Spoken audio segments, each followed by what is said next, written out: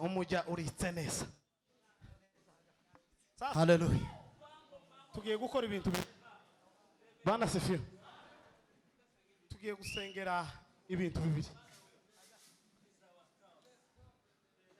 Tugiye gusengera processes dosi.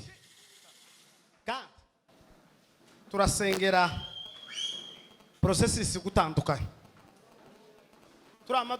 Turamaduhera ku bantu bari buca bagenda. Bategereje naho ikibazo cyose kiri. Abari muri ntuza OIM Neza naho. muri OIM bushize ko dusenga Imana itanga gahunda yo gukora ku kibuga cy'indege. Birashoboka kuko iyo gahunda itarakozwe. Tugiye kureba nitanga itarakozwe. Turatega cyangwa mu gitondo tuzukire. Uhera ku bari muri OIM tukora iyo gahunda. Icyakabiri turasengera abantu babuze urubyaro. Abandi bantu banyandikiye ngo bashaka gusengerwa nabo twagiye tuvugana. Mubaze pastor abarangiraho ducumbitse muzozesha. Dufite inzu umubyeyi yaduhaye, Imana igweze umugisha. Inzu nini iri n'ahantu ku cyifuzo cya muntu peke yake. Ariko ibyo tugiye gusengera ni ibintu bibiri. Urubyaro. Icyakabiri processes.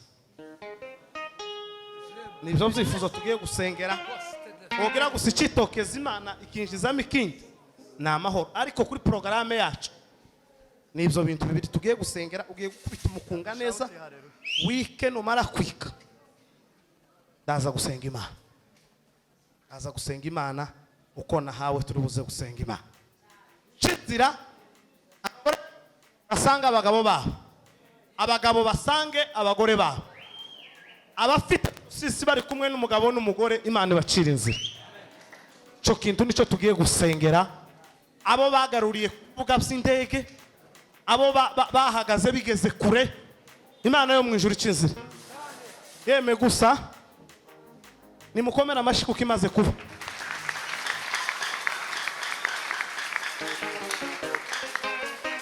Ba bantu batambutse hano nyabuna niba mukiri hano timutaye mutandamukishe. Umutima wanje waguwe neza. Nanje nuko. Mutima wanje wishimye ko ndumva no kwamanda uburano nkamara amezi 3. Paulo ngo yigeze gutarama kwa Filipo yaragiye kumusezera yamatara mu minsi 7 irashe. Asize ababo ku muryango. Injira gutya mu nzabwi yababo ngo mureke nsezere kwa Filipo. Akasangamo igitaramo ahamara icyumweru cyose. Nijyo deni yarabereyemo Filimoni. Nakore. Mukoze ikintu umutima wanje mwabagore mwabapapa mwabakobwa mwabasore Imana ibaheze umugisha. N'ababyeyi bazabishima. N'umugore yatwita kabonye azayishima. Nakore. Natwe kuba twarahereye na gatanu ariko ngo tugeze ninga nimugoroba tukabza. Imana ihabwe icubahiro. Amen. Sirimwe nje Bujumbura si kabiri na mu gitondo nababwiye ngo umuntu yaje kuyana turangije kwigisha. Ariko ikintu kibaye muri kano kanya umutima wanje waguwe neza. Pe nibyo byari bitumye nanigwa guhaguruka no kuzina ko ndabitekereza byansi. Nawe wasiga nushaka utwegere nawe mubagabana umugisha muri uno mugoroba nawe ugabaneho kuko nicyo cyo baciza kuruta ibindi byose. Si ngombwa ngo tuguhagurutse turakuze twogira kuvuga twobavuga mwese twabamenye ariko sico cyanzanye. Icyanzanye ikiriya mubonye kibereye ahanga kiri ko ndama numva notaha ngashika mu wanje kagura inkoko itavangiye kabwira umugore n'abana ngo mwisha tubwire Imana ngo warakoze. Ha muruho nari mfite wose wacu kumuruhukira muratambutse kwihana numva ko umuruho wose nari mfite urangira. kinangiye Yesu aze kukugirira neza. None bagiye gucuranga ibyo bintu bigiye guhudumiye urubyaro na processes asigaye usenga Imana yo mu ijuru. Itangazo Ishengero Kanani banditse yuko bafite igitaramo kuwa kabiri ngo bazaba bafite abashitsi muzabitabe. Kigira kabiri nanone aba bashitsi twari tuzi ko tuzobana kuwa kabiri nabo, ariko kubera ko abanaziri turi umuryango umwe bazaba bari mu kabiri k'abanaziri muri Agape. Ni ukuvuga ngo ni wacu muzojane na evangeliste mwerekeze akabiri kaha muzobe mukaretse Imana ibaho umugisha.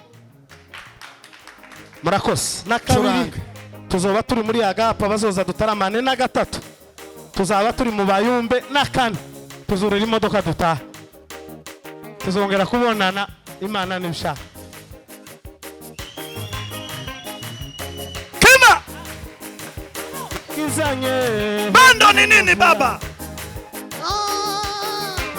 Tri Hira kima la zaveni ya tanda la zaveni. Modération des véniations des accords.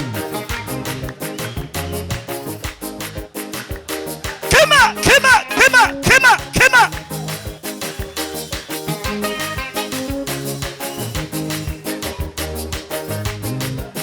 asifiwe Baba Yesu Mwokozi.